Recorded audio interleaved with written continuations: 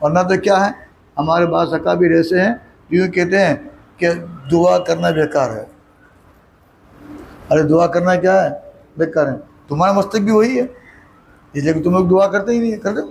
ہاں تم لوگ دعا کرتے ہی نہیں، تو دعا کرنا بیکار ہی ہے، اس لیے کہ ہوگا وہی جو تقدیر میں لکھا جا چکا ہے، تقدیر کو کوئی بدل سکتا نہیں۔ اس بنا پر وہی ہونا تو ہو رہا ہے، اس سے اللہ سے مانگنے سے فائدہ کیا؟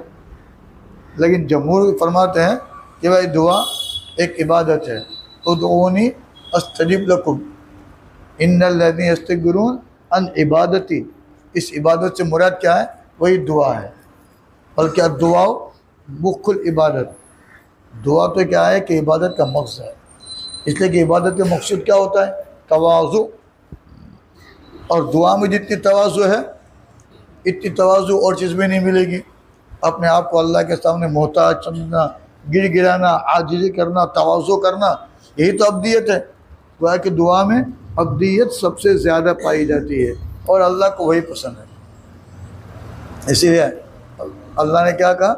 سبحان الذی اسریٰ بعبدہ، برسولہ نہیں کہا، اس لیے کہ عبدیت اللہ کو زیادہ محبوب ہے، اس لیے کہ عبد یہ مخلوق سے نکل کر اللہ کی طرف متوجہ ہوتا ہے، اور رسول میں کیا ہوتا ہے؟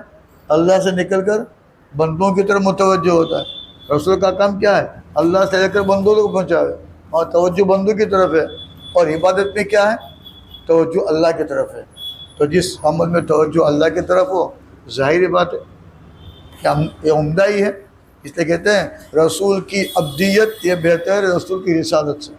رسول اپنی بات نہیں ہے، خود بندہ من کو مت سمجھنا میں رسول سے بڑھ گیا، یہ صرف رسول کے ساتھ تعلق ہے کہ رسول کی عبدیت رسول کی رسالت سے کیا ہے کہ وہ افضل ہے۔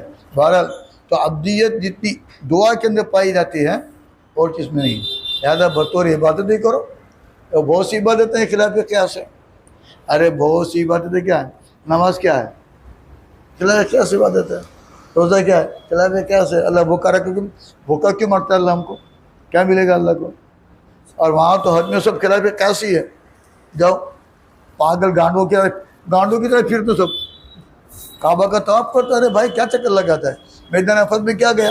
ارے دھوپ میں کھڑا ہے، کیا میدان میں 5 دن قیام کرتا ہے، وہ شیطان کو کنکری مارتا ہے، مگر ہے اللہ نے کہا یہ عبادت ہے کرو۔